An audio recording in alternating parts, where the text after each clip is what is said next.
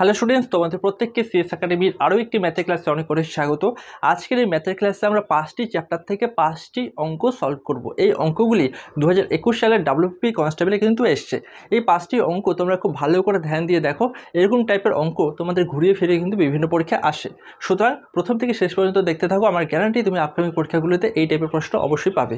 Partnership থেকে এই প্রশ্নটি এসেছিল, কত সহজে আমরা এই অঙ্কটাকে করতে পারি। অজয় অনিল একটি যৌথ ব্যবসায়ের অংশীদার। অজয় ব্যবসায় 8,000 টাকা 8 মাসের জন্য বিনিয়োগ করে, অনিল বাকি 4 মাসের জন্য টাকা বিনিয়োগ করে। অনিল কত মাসের জন্য টাকা বিনিয়োগ করে? 4 মাসের জন্য। কত টাকা বিনিয়োগ করে সেটা আমাদের বলেনি, এখানে কিন্তু বোঝার বিষয় আছে। অনিল লাভের 20% পায়, আর অজয় কত পার্সেন্ট পাবে? অজয় 80% পাবে, কারণ 100%-এর মধ্যে 20% যদি একজন পায় তো অপরজন 80% পাবে, বেসিক নিয়ম, তাই না? অজয় আর অনিল, ঠিক আছে। অজয় কত টাকা বিনিয়োগ করেছিল? অজয় 8,000 টাকা বিনিয়োগ করেছিল। এই 8,000 টাকা কত মাসের জন্য বিনিয়োগ করেছিল? 8 মাসের জন্য করেছিল। অনিল কত হাজার টাকা বিনিয়োগ করেছিল? আরে অনিল তো কোনো টাকা বিনিয়োগ করেছে সেটা কিন্তু আমাদের বলেনি, কত টাকা বিনিয়োগ করেছে সেটা বলেনি, তো আমরা এক্স টাকা বিনিয়োগ করেছিল। কত মাসের জন্য? 4 মাসের জন্য, ঠিক আছে। এবার কি কেসটা হচ্ছে, এবার অজয় এবং অনিল এই দুজনের মধ্যে প্রফিটটা কি হবে? ভাগ হবে। প্রফিট কত টাকা হয়? প্রফিট সবসময় 100% হবে। তার মানে এই 100%-এর মধ্যে আমাদের অজয় কত পাচ্ছে আর অনিল কত পাচ্ছে? আমাদের বলেছে প্রশ্নে অনিল পাচ্ছে 20% আর অজয় পাচ্ছে কত? অজয় পাচ্ছে 80%। এখন তুমি প্রশ্নে বলবে যে অজয় 80% পাচ্ছে, এটা তো বলেনি। বেসিক একটা বুদ্ধি আছে, তাই না? দেখো, 100-র মধ্যে 20% যদি অনিল পায়, বাকি অবশিষ্ট থাকবে 80%, সেই 80% কে পাবে? অজয় পাবে। এখান থেকে আমরা অনিল অনুপাত অজয় বের করতে পারবো। অনিল 20% পেয়েছে, 20, আর অজয় অবশিষ্ট 80% পেয়েছে। দেখো 1:4, এটা কি আসছে? এটা কিন্তু তাদের লাভের অনুপাত আসছে। লাভের অনুপাত আমরা পেয়ে গেলাম। ওপরের টাকার আছে, ওপরেরটা আমরা অজয়েরটা লিখেছিলাম, সুতরাং অজয়েরটা লিখছি উপরে, 4 লিখছি উপরে, আর অনিলেরটা আমরা নিচে লিখেছি, সুতরাং 1 আমরা নিচে লিখেছি। এবার কি হবে? ক্রস মাল্টিপ্লিকেশন হবে। দেখো, এই কোণাগুণি আমরা গুণ করতে পারবো, এই কোণাগুণিও গুণ করতে পারবো, আর ওপর নিচ আর এই পাশে আমরা কি করতে পারবো? ভাগ করতে পারবো। তো ভাগটা আমরা করে নিচ্ছি। এখানে 4 মাসের জন্য 4 দুগুণি 8, ঠিক আছে। এবার দেখো 2 দুগুণি 4 হচ্ছে কি না? হয়ে গেল। এবার দেখো এক্স আছে আর 2 আছে, তো 2x আমরা লিখতেই পারি, আর এখানে 1 আছে, 8,000 আছে, তো 8,000 আমরা এখানে লিখতেই পারি, 8,000 লিখছি। এবার 2x-এর মধ্যে x মানে কত আসবে? x মানে আমাদের 4,000 আসবে। সুতরাং x মানে কী ছিল? x মানে অনিল কত টাকা বিনিয়োগ করেছিল সেটা ছিল। সুতরাং অনিল 4,000 টাকা ব্যবসাতে বিনিয়োগ করেছিল, ঠিক আছে। এই হলো আমাদের এই প্রশ্নের উত্তর। আশা করি তোমরা বুঝতে পেরেছো। চলো এর পরবর্তী প্রশ্নে আমরা চলে যাই। এবার এই প্রশ্নটি দেখো, এটা রেশিও এবং প্রপোর্শন চ্যাপ্টার থেকে এসেছে এবং টাকা পয়সার অঙ্ক নামে বিখ্যাত এই টাইপের প্রশ্নটা বিভিন্ন পরীক্ষায় কিন্তু অনেকবার এসেছে। একটি ব্যাগে থাকা 50 পয়সা, 25 পয়সা, 10 পয়সার মুদ্রার সংখ্যার অনুপাত 5:8:3। কি বলেছে? সংখ্যার অনুপাত বলেছে, তার মানে আমরা বের করব মূল্যের অনুপাত, ঠিক আছে। মোট টাকার পরিমাণ 144 টাকা, তবে 50 পয়সার মুদ্রার সংখ্যা কটি আছে? মুদ্রার যে ডিনোমিনেশন, মানে 50 পয়সা, 25 পয়সা, 10 পয়সা, 50 পয়সা, 25 পয়সা আর 10 পয়সা, ঠিক আছে। এদের কি বলেছে? আমাদের এদের সংখ্যার অনুপাত বলেছে, তাই না? সংখ্যার অনুপাত বলেছে 5:8:3। 5:8:3 আমরা অনুপাতটা লিখে নিচ্ছি, 5:8:3, ঠিক আছে। এটা কি হচ্ছে? সংখ্যার অনুপাত, আমরা লিখে নিচ্ছি সংখ্যা,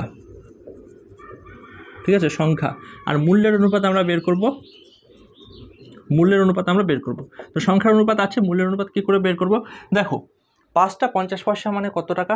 5টা 50 পয়সা মানে একটা 50 পয়সাই 50 পয়সা, তাই না? 5 পয়সা 25, 5টা 50 মানে 50 পয়সা মানে 250 পয়সা, তাই না? 250 পয়সা মানে 2 টাকা 50 পয়সা।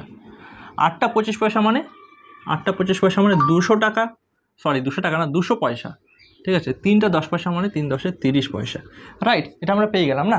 রেশিওতে আমরা কী শিখেছিলাম? রেশিওতে আমরা শিখেছিলাম যে রেশিওকে আমরা সিম্পল ফর্মে আনতে পারবো। তার মানে এখানে 0, এখানে 0, এখানে 0 কেটে যাচ্ছে, তারপর তো আর কাটাকাটি যাচ্ছে না। সুতরাং আমাদের নতুন অনুপাত হবে 25:20:3। তোমরা হয়তো প্রশ্নে দেখেছো টোটাল কত টাকা ছিল, টোটাল আমাদের টাকা ছিল 144 টাকা, টোটাল 144 টাকা। টাকার অনুপাতটা আমরা পেয়ে গেলাম 25। এখানে আমরা দেখো সুবিধার জন্য এক্স লিখে দিচ্ছি, এক্স এখানেও এক্স এখানেও এক্স।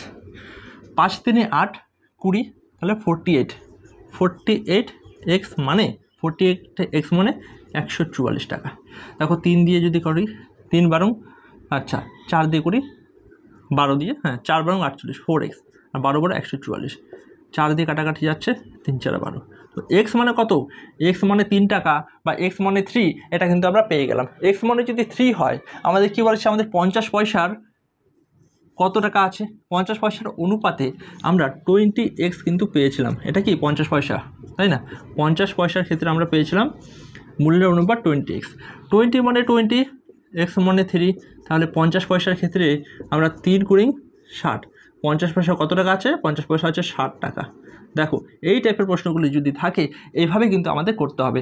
তোমাদের বোঝার বিষয়টা কী আছে জানো, বোঝার বিষয়টা আছে যদি আমাদের সংখ্যার অনুপাত দেওয়া থাকে আমরা মূল্যের অনুপাত বের করব, যদি মূল্যের অনুপাত দেওয়া থাকে সংখ্যার অনুপাত বের করব। এই অনুপাতটা বের করতে পারবে, এই টাইপের প্রশ্ন যে কোনো পরীক্ষাতে আসুক না কেন তুমি কিন্তু করতে পারবে।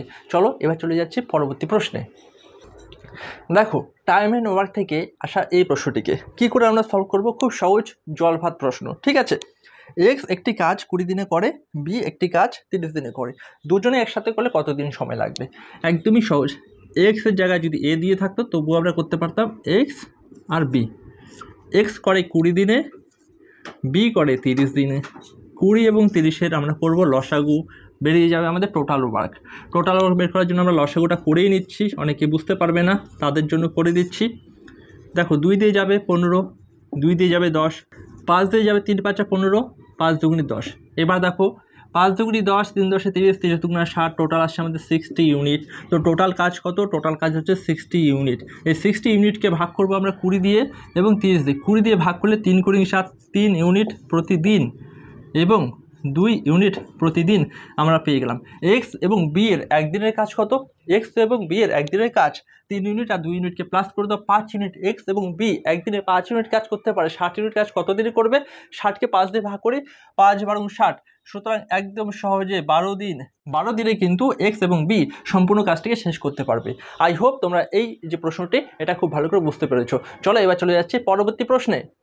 আমাদের এই অঙ্কটি কী করে করতে হবে, লসাগু গসাগুর এই অঙ্ক, দুটি সংখ্যার লসাগু ও গসাগু যথাক্রমে 315 এবং 7, লসাগু 315, গসাগু 7। একটি সংখ্যা 35 হলে অপর সংখ্যাটি কত? দেখো অপর সংখ্যাটি বের করতে বলেছে না, ধরি অপর সংখ্যাটি হলো এক্স, একটা সংখ্যা এক্স আর একটা সংখ্যা 35।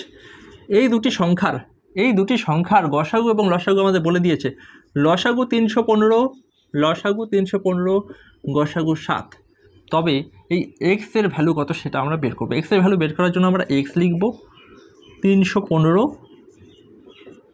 গুণ 7 নিচে 35। যারা অ্যাডভান্স হয়ে গেছো তারা কিন্তু এখান থেকেও করতে পারবে। দেখো কাটাকাটি করছি 5 7 35, 315কে 5 দিয়ে কাটাকাটি করবে দেখবে 63 আসবে, 63। তো এক্সের ভ্যালু কত, এক্সের ভ্যালু হচ্ছে 63। সুতরাং আমাদের এখানে একটি সংখ্যা ছিল 35 আর অন্য সংখ্যাটি কত ছিল, অন্য সংখ্যাটি ছিল 63। এই দুটি সংখ্যার লসাগু যখন করা হলো তো লসাগু তখন আসলো 315 আর গসাগু যখন করা হলো তখন আসলো 7। দেখো 7 দিয়ে দেবে, 5 7 35, 7 9 63, যাচ্ছে কি না? এবার এই 7 7 5 এবং 9 এদের কী করবে, গুণ করবে, দেখবে তোমাদের আসবে এখানে 315, ঠিক আছে? আর গসাগু সবসময় কী হয়, এই সাইডে যেটা থাকে সেটাই কিন্তু গসাগু হয়। সুতরাং গসাগু আমাদের 7 এবং লসাগু 315। এই এত সহজে আমরা কিন্তু প্রতিটি অঙ্কই সলভ করতে পারবো। তার জন্য তোমাদের কি প্রয়োজন, তোমাদের প্রয়োজন ডিটেল ক্লাস এবং কনসেপচুয়াল ক্লাস। কনসেপচুয়াল ক্লাস আমাদের একটি সিরিজ চলছে, তার জন্য অবশ্যই তোমরা আমাদের চ্যানেল সিএস একাডেমি সবজি স্যারকে লাইক শেয়ার এবং সাবস্ক্রাইব করতে পারো। এই প্রশ্নটা দেখো, এই প্রশ্নটি কি তুমি বুঝতে পারলেই করতে পারবে, না বুঝতে পারলে করতে পারবে না, একদম বেসিক কথা। কোনো একটি নল দিয়ে একটি ট্যাঙ্ক তৃতীয়াংশ ভাগ খালি করতে মিনিটে, কোনো একটা জলের ট্যাঙ্কি রয়েছে, জলাধার রয়েছে, তার 1/3 মানে 3 ভাগের 1 ভাগ 3 মিনিটে খালি করতে পারে, 3 ভাগের 1 ভাগ 3 মিনিটে খালি করতে পারে। তার মানে সম্পূর্ণ ট্যাঙ্কটিকে খালি করতে তার সময় লাগবে কত, 9 মিনিট, ঠিক আছে? তো 9 মিনিটে খালি করে সম্পূর্ণ একটি ট্যাঙ্কে। তো একটি ট্যাঙ্কের খালি করতে তার 9 মিনিট সময় লাগে। 1 মিনিটে খালি করবে কত? 1/9 অংশ, 1/9 অংশ খালি করবে, তাই না? 7.5 মিনিটে খালি করবে কতটুকু সেটা আমাদের প্রশ্নে জিজ্ঞাসা করেছে। 1/9 গুণ 7.5। আচ্ছা, এখানে যে আমরা পয়েন্ট লিখলাম না, এই পয়েন্টটাকে হাটিয়ে দিয়ে নিচে আমরা 10 লিখতে পারি। এবার দেখো কাটাকাটি করি।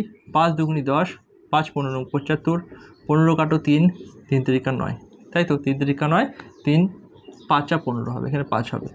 ওপরে কি আছে? ওপরে শুধু 5 পড়ে আছে, আর নিচে 3 দুগুণি 6, টোটাল 6 ভাগের 5 ভাগ খালি করতে পারবে 7.5 মিনিটে। এটা ছিল আজকের জন্য শেষ প্রশ্ন। After all thanks for watching, have a good day.